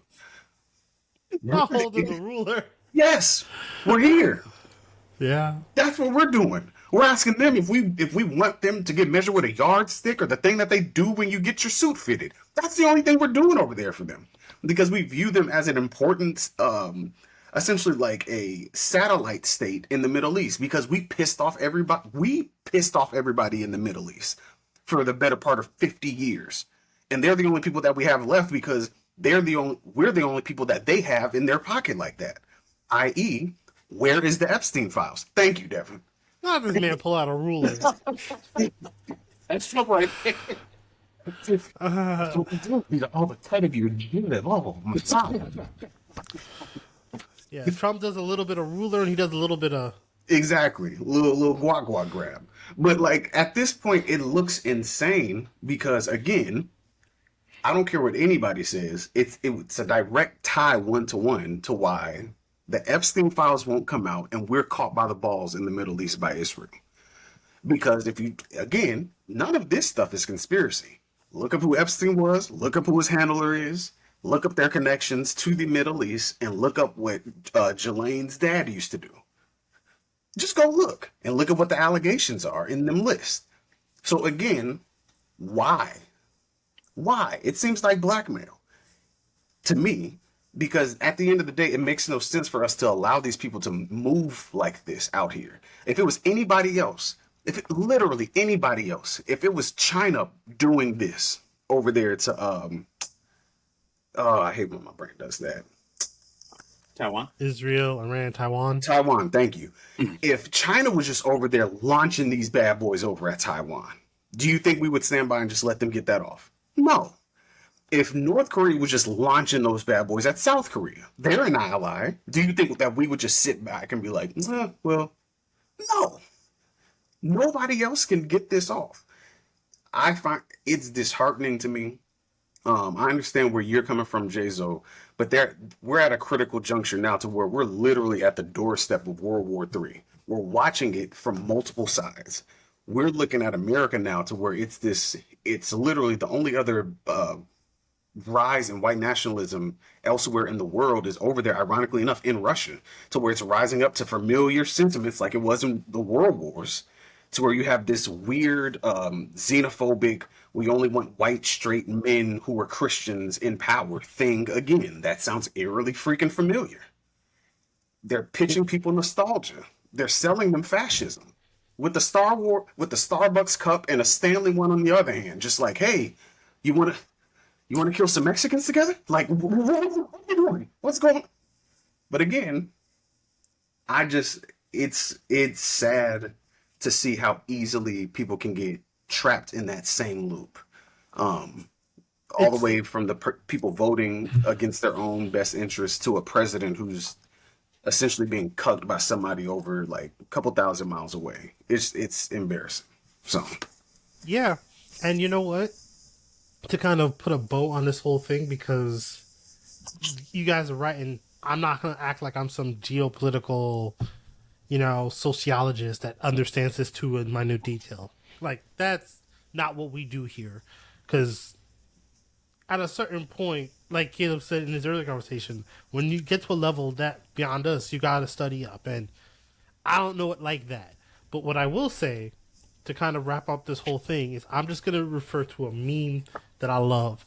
It's like, it's the movie thing where it goes, when you understand a global, protestive movement in Star Wars, and it's just them cheering for the rebels, and then when you understand it in real life, and it's them cheering for the Empire or what the First Order, whichever one you look like.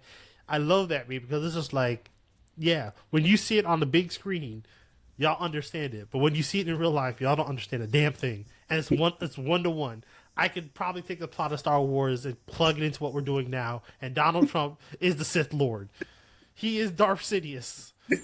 And not that BS AI crap they did where they try to make him a Jedi with a red lightsaber. But no, that man is Darth Sidious. The new SS, Devin. This new Star Wars Squadron. hey man. Oh, yes. I thought about it, I'm like, oh, damn, that works. Mm-hmm. Yeah, but yeah, no. That... I got no words, but yes. So we'll move on, and that's gonna be our 3-body breakdown. Now, from what I understand, Caleb, to start wrapping up the episode, you have a little comprehensive rant you want to go on I'll be regarding I'll be concise as best as I can. All right, let me take a swig of my ginger ale before we get so, started. so this is about this one guy who exposed one dude's son at one point. I believe he goes by the name of Pusha T. Pusha T, Pusha T. So I am not gonna break down the history, but I've talked about it before, where it came to essentially that old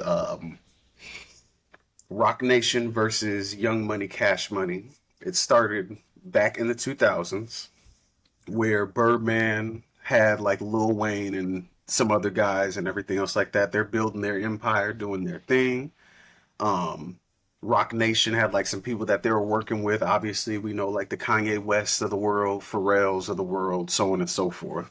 Um, Boom, long story short, Pharrell made a beat for um, essentially Birdman and the Clips, which is Pusha T and Malice at the time. They did a song with Birdman.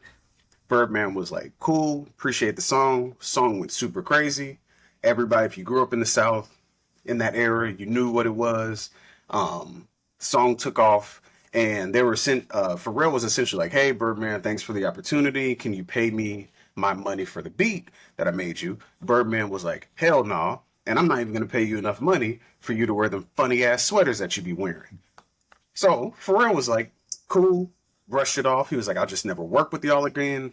He took his homeboys' clips, went home. They started wearing Bape clothes at the time. This is still in the early 2000s. Bape was a big fashion thing. Pharrell was a big fashion guy. Um, Lil Wayne reached out after Birdman did what he did, was like, hey, let me get some of that Bape stuff. Pharrell was like, hey, how about you pay me that money from that beat because you still owe me stuff. I'm not sending you anything exclusive till you exclusively send me that money. Wayne was like, bump you. You're a nerd, nigga. Bang. He goes, buys Bape, starts doing this Bape thing. The Clips end up making a song with Pharrell aimed and poking fun at Lil Wayne at the time called Mr. Me Too, where they're saying everything that we do, you guys copy it and say Me Too, blah, blah, blah. This, again, Star Wars jump forward in time. Drake, Nicki, Wayne, they do what they do. The Clips go on to do what they do. Rock Nation goes into what it does, circles back around, connections with Rock Nation and TDE. YMCMB to Cash Money and OVO Sound. Boom, last year happens. Travis Scott, throughout all of this, from 2017 when he was with Rock Nation, working with Kanye, he was signed under very good beats, under good music. He worked with Kanye. Kanye taught Travis Scott the ropes, how to be a producer, how to work your relationships. Travis Scott was like, cool. He's running around making beats for everybody, making beats for Clips, making beats for Drake, making beats for everybody in that era, in the mid 2010s or so on and so forth. Meanwhile, he's like always he's a J. Cole type of producer to where he just doesn't pick a side. He always wants to be Switzerland, and I don't want to be on one side or the other. So he gives a instrumental to Drake where he's on it, and Drake is essentially talking about him buying chains from Pharrell and melting them down and disrespecting Kanye and disrespecting Virgil, who's passed away, who's one of Kanye's guys, also a fashion guy. Just being very disrespectful, very disrespectful. Pusha T sees this and is like, I don't like how this guy's moving. This is Kanye's man, but I don't like this. So he just takes inventory of it. He I don't like disses the way you walk. I don't like the way you talk. I don't. again. Pusha T is one of those like I That want. man, He's a devious just assassin. He will sit back and just wait and let you just pile up stuff on yourself, and then he just comes in and is like, "Yeah, you're dead." Like he did it to Pusha Drake. T. Pusha T is just the district court of South New York, man. Just out here hitting people with RICO charges at a 94% conviction rate because they just sit there and be like, I'm gonna let you cook yourself. I'm gonna wait. Mm-hmm. Hold on, So, you did what? and he got him. He got him. You have a So who? after all of that plotting, he watched him. He watched Travis Scott do that thing where like he played both sides. He allowed he did it so devious. He recorded Drake dissing Pharrell on the song that he made that was on like Utopia. I think Utopia. And then he popped up on a private recording session with the Clips and Pharrell and played them the song, but didn't play Drake's part. And they were just kind of like treating him like a little brother. Like, I mean, I guess you could just bust in our room and show us something. He's in there just like, yeah, you guys like this? And like, yeah, it's cool. But he never lets them hear the other part of the song. And they're just kind of like, that was weird, whatever. When they finally hear the song, they hear what he allowed Drake to do on the song, knowing that Pharrell was also on that same album. And then that's when Pusha T was like, I'm going to get him one of these days. And just sat back for years and just took inventory of all his misdeeds. And now that he's back and he's out from under UMG, because UMG also blocked him from putting out stuff, he was like, I think I'm gonna just start shooting at y'all now. So he brought his brother back. This is the first Clips album back in a very long time. Everybody's happy about it. If you're a real hip hop fan who's been watching this for 20, 30 years, such as myself. And one of the first songs that we get with the music video is this song called So Be It, where he's essentially like, if you've seen any type of fiction, anything, it's like when a super strong guy starts to just take his glove off before he starts to kill someone. He's like, so be it. You've done it. He takes his blazer off, politely folds it on the chair, and is like, let's go then. And I will quote you what he said in his last verse, speaking directly to Travis Scott. He said, you cried in front of me. You died in front of me.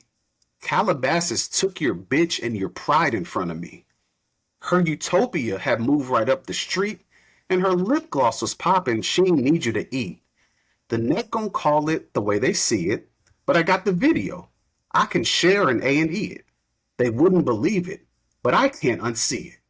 Luckily, I ain't TMZ it. So be it, so be it. Leave crazy people alone. Leave crazy people alone. He didn't have to do that. But again, this is yet another year of all of this started because Birdman did not pay Pharrell his beat. We just saw what happened. We just saw what happened last year. And if you weren't paying attention before that, Pusha T also shot at Lil Wayne years ago on Exodus, something, I forget the verse, to where he told Lil Wayne, he said, you're signed to one nigga that signed to another nigga that signed to another nigga. Now that's bad luck. And he talked about how Wayne couldn't get out of his contract and Birdman was extorting him. And then he just disappeared. Birdman is a genie of disfortune. Do right if you're around that man, or it's going to come back and haunt you. And we're going to laugh about it because he's really good at what he does. So, you know, every time Lil Wayne used to say, I be stunting like my daddy, referring to Birdman, I would always cringe because I'm just like, it's not even your dad, bro. I don't know if that's the line you want to use on syndicated radio, sir. Yeah, you know. Like, that always confused the heck out of me. I'm not a hip-hop head. I don't know the history like that. But once I started learning more, I'm just like, bro, he's got you locked up in a jacked-up contract like that, then that's the line you're going to use? Yeah. I don't know, man. Couldn't be me. Couldn't be me, though. It wouldn't be me, though. But I will, once the album's fully out, I'll probably come back and do like a very quick how I just did that. That, mind you, what I just did was like 20 years worth of rap history. Just like that. So I'll probably do something like that with this album because again, they were under UMG. They were trying to put out an album a couple of years ago because Malice went away in search of God. Mind you, these are two young brothers who sold drugs in Virginia. So very dirty, grimy dudes. They did a lot to get up to where they were. And Malice was kind of like, yeah, like this is good, but like my soul feels empty. I'm going to go find God. He left Pharrell by himself, not Pharrell, Pusha T by himself for years, working on his life. He came back. His name now is No Malice.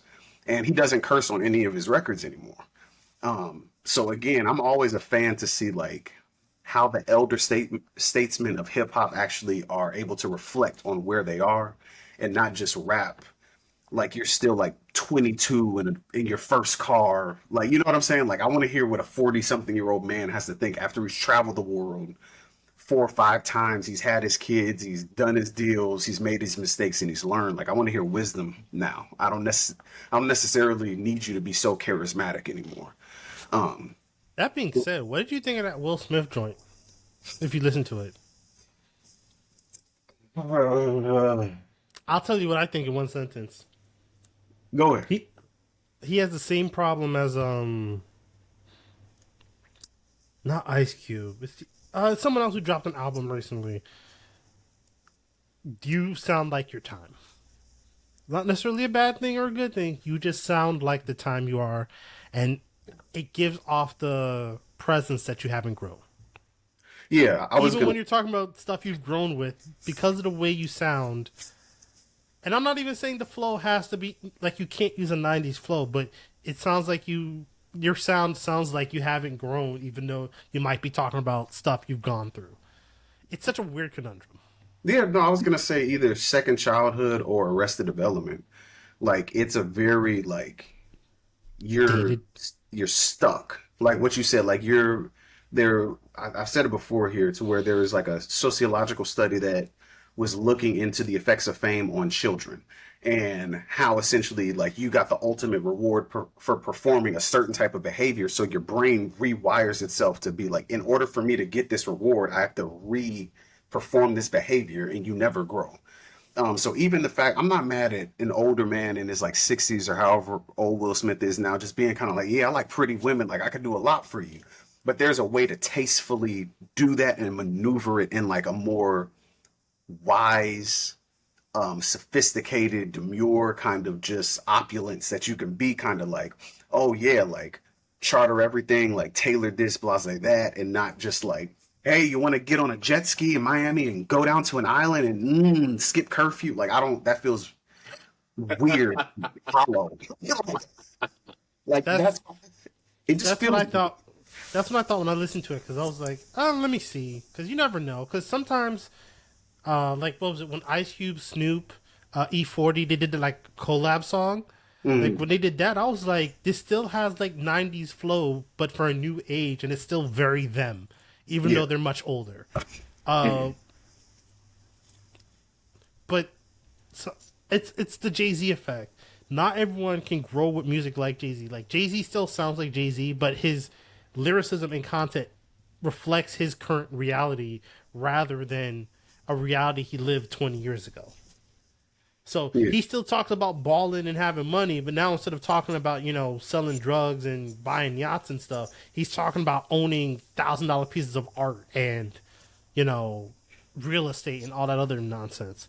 So it's like it's still him, but reflecting his current reality, and then talking about how it affects his fatherhood and stuff. Like it's still very grown. So like, regardless of all of Jay Z's other issues, at least his music reflects his reality, Yeah. which And I think that I think Jay-Z does that better than other artists from his time as well, because his first album was like when he was like 26. So he wasn't like the young flashy guy. He was still selling drugs in that time when everybody's getting their first album done. So it's like, I not to say I want you to sell drugs. that sounds wild. Yeah, I'm not saying that.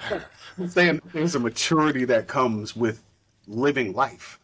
And that's where like you can see him. It's Jay-Z as well. Nas did it amazingly, because his first album is like, I think in the Library of Congress or some shit like that. Like his first album is a frozen moment in hip hop history.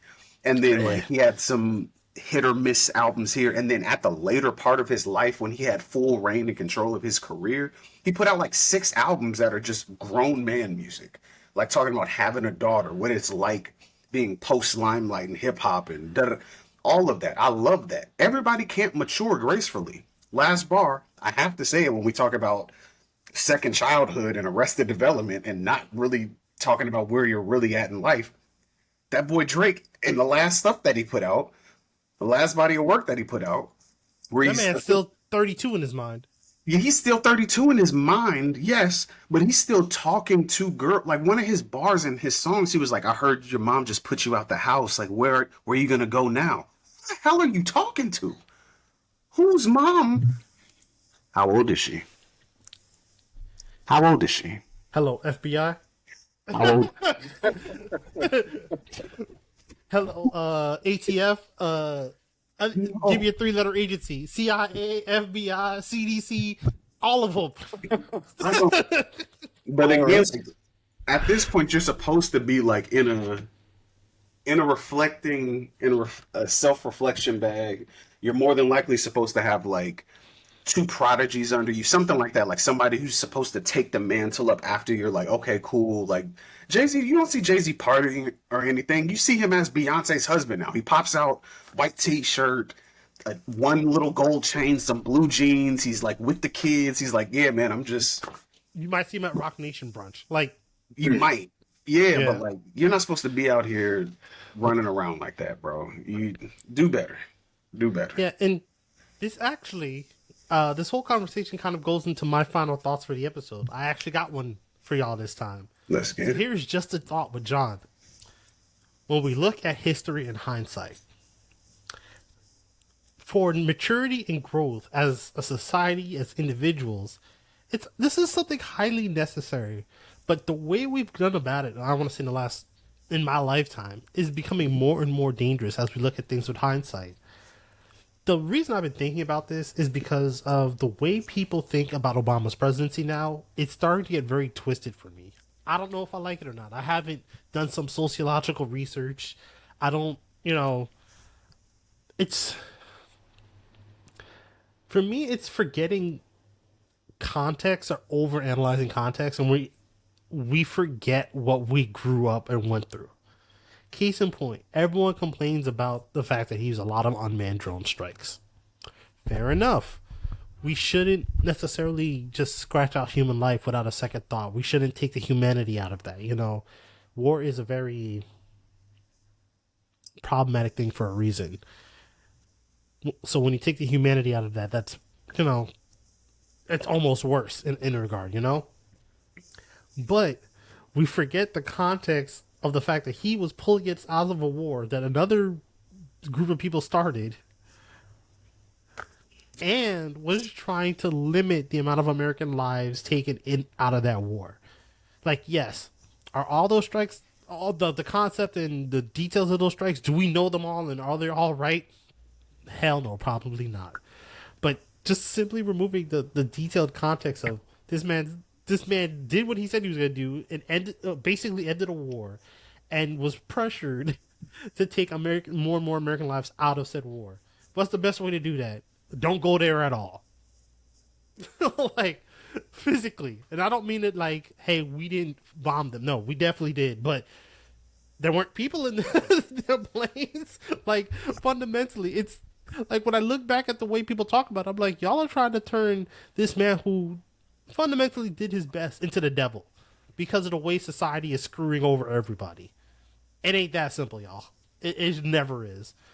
Like, more and more of these, and I hate using terms like Marxist, leftist, progressive. I have this whole theory about it and I can get on my soapbox forever. But when we start putting ist or isms to people in society, we make it easy to divide. And I don't like that. Because it's not as simple as, oh, Obama was a centrist or, such and such as a leftist or a progressive. When we tag those ones, one, most people tend to forget what they actually mean. The more and more use them, ironically enough. And then two, you make easy divisions where you can take that term, apply it to someone, and make everything that person does that thing and or wrong. And it's never that simple. We have never had a perfect president. So forget the fact that trying to act like Obama was a perfect president. That argument never works because we've never had a perfect president. You could take every president, find a few key things they did wrong, and they're just wrong. Hell, I spent my whole soapbox like an hour ago talking about how Ronald Reagan was the devil. That everything that man touched was fucking Terrible. toxic. Like, and yet if you talk to an old white man who's like 80 years old, they probably love Ronald Reagan. Does that fundamentally mean that person is terrible? Probably not. But the context is they're an old white man. I mean, yes, but the real connecting factor there, Cal, is the fact that they're an old white man, and their existence is not the fact that we are black people. So it's good for them. So they think he's amazing when we out here scrapping and fighting because everything this man did screwed over people. Remind you, for you people in the back, Ronald Reagan is the reason you have high tuition in America. You're welcome. So again, this hindsight look of the way people are starting to look at Obama, especially leftist and progressive people that consider themselves because they don't think Obama did enough. Don't forget the conditions this man was our president under. Because no offense, if he did one outright overly progressive thing too early in his presidency to where black people look like they're doing okay, that man would have been attacked, shot at, or worse. Like, everyone wants to blame the fact that we have Donald Trump because Obama was our president. No, it's our society refusing to accept the fact that black people actually care about us as a whole, so he will try to help everyone rather than just, hey, all right, I'm going to do all the black stuff and make our lives better. Yeah, we wouldn't have had Donald Trump. We would have had, I don't know, Donald Trump 5.0. Like, forget the version we have now. We would have had the guy doing this day one if he had been black on black, just straight black. I help all black people because the rest of society would not let that happen. Again, geopolitical racism concepts. It's never quite that simple.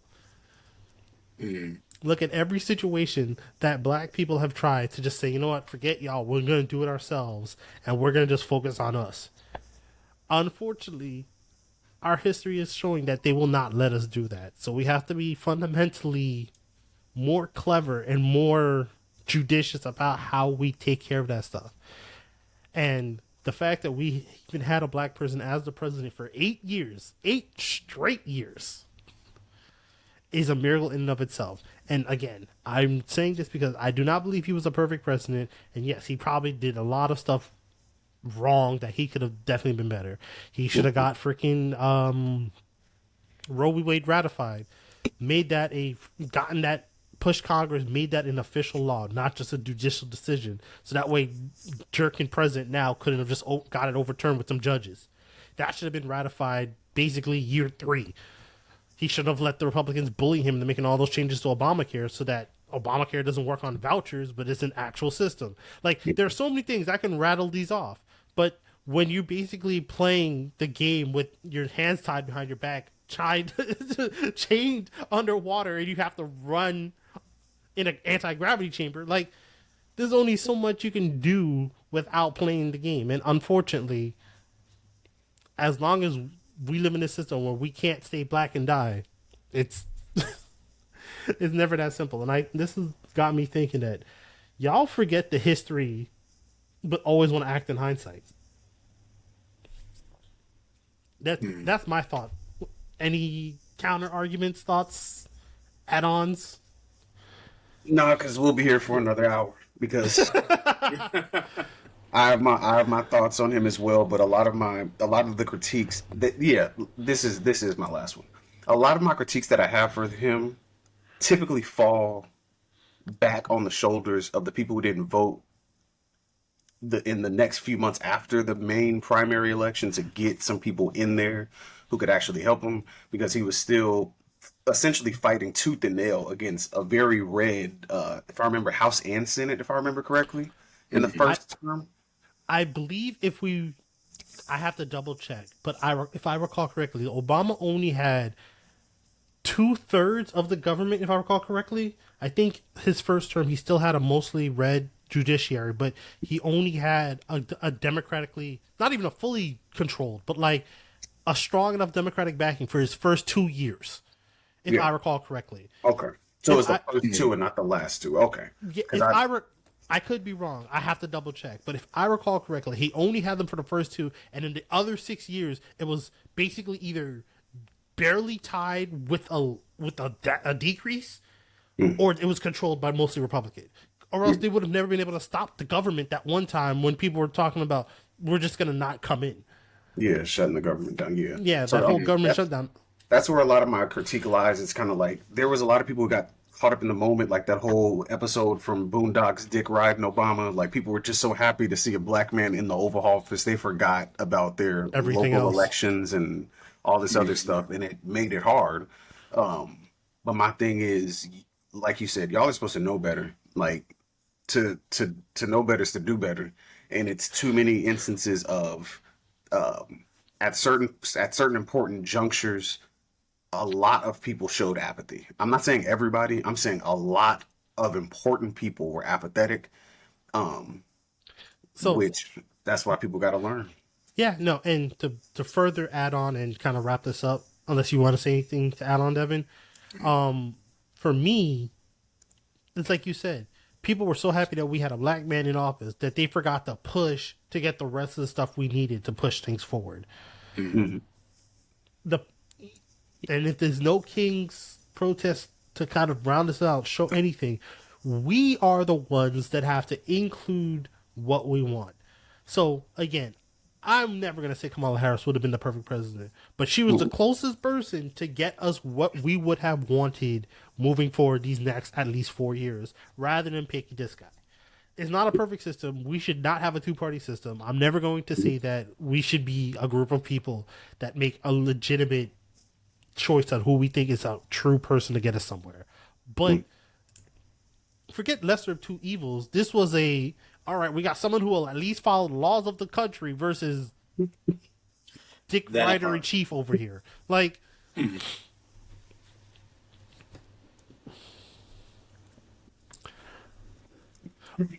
yeah, and remember, hindsight is great, and acting on it is also great. But don't forget the history and the context of it all, because it's what separates us from having knowledge to allowing what we have going on now. It really is. Because y'all can know the history, but y'all forget that things are cyclical if we don't stop them from being cyclical. It really is what it is. Final thoughts, David? No, I think you were right on the point there, and I've even gone on record saying that uh, I wasn't a huge fan of Kamala, but I still voted for her anyway because she was still a far better option than the other main option there. Because again, when it comes to third party, yes, they do exist, but they do not have enough traction to be a current reality at this time. So when we're dealing with elections like that, we have to go with what is going to give us the best options for what we have, and that would have been Kamala at the time. So, Yeah. Because we could have actually pushed her into progressive policies rather than the current state of affairs now. You right, think Donald Trump's going to find a way to make clean immigration reform? absolutely not. Yeah, it's cool. You think, the person we got now is going to allow. All right, hold on. This thought just reminded me because it's Black History Month. We have to talk about it. Y'all heard about that lady in Georgia? Yep. Yeah. So because of Georgia's current abortion laws, Okay, that's where you're going with it. this lady who's been essentially dead for a while now, who's been she was brain dead. So like she's been essentially dead, was had to be kept on alive on an incubator, essentially to be an incubator for her unborn child because of their current abortion laws. So the point that I'm sorry, this is not a C-section. You basically unattached a child from a living corpse. Like look and read the actual medical information of that. She's been effectively dead and just been left as an incubator to make sure the child didn't die. When y'all could have made a proper medical, like the whole situation is messed up because the issue is that her medical situation is what caused this to begin with. And if we had actual real medical laws, you think that was going to happen under a red president? Heck, this is Georgia. You think that's going to happen in a red state? Yeah. Like, no. So I hate to be a downer, but like, true understanding is being able to take in information and see beyond the said information they're giving right in front of you. To actually think that next thought. And even if the thought is unclear, to not necessarily act on that thought, but to have it in the back of your mind as a question. these people that like to claim that they're, free thinkers via MAGA, that's not free thinking. You're just in a cult, accepting whatever questions they accept you. When the real question you should be asking is, if this stuff is what we wanted for the last 50 years and we've basically had this all this time, why hasn't it worked? Because it hasn't. Mm-hmm. And to you black people, y'all should know better. Y'all fundamentally should know better. And on this Juneteenth, forget the whole third eye, we old school, we woke thing. It's, think past the first thing. I get it. Tuskegee was a thing, so y'all don't trust hospitals. But you think white people would go to hospitals if they were still like Tuskegee?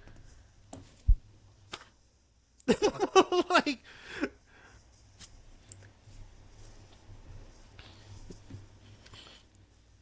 I see that look on your face, Kill. You're just sitting there like, you right? And that's an education. That's an education conversation.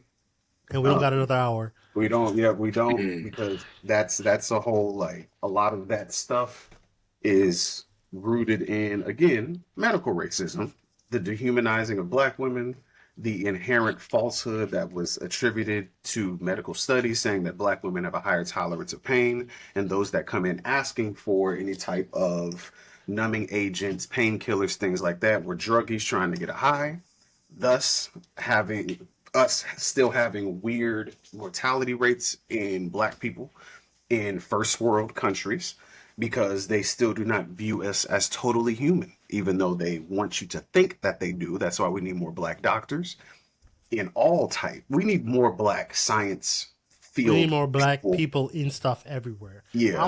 I want some black people dominating water polo. Like, I don't care what it is. We need more black farmers. We need more black rent owners, building owners. We need more black insert here. That's what I want. Just put us on the Kobe system. Yep. The good old Dominate Kobe science. Dominate medicine. Dominate water polo. Dominate kick flips. Dominate waffles. Facts. Different monster in the same beast. Exactly. Mm-hmm. You're welcome. What does that mean, Kobe Bryant? Exactly. You're welcome. Yo, Kanye, I need you to go back to those videos really quick and pay attention to what he was saying there. Get yourself back on track real quick. I need you to get at success. All jokes aside, just remember, like, to wrap this up in a serious note, I'll leave you with this quote of the night, because don't forget, black people, regardless of where we at, everything that you fought for was not for yourself. It was for those who come after us. By Chadwick Boseman. I've been your boy, John. It's been another episode of No BS podcast. Jesus, it's been a long one. And as always, I'm with my two co-hosts. Dead? And Cal. Happy Juneteenth, y'all. Peace.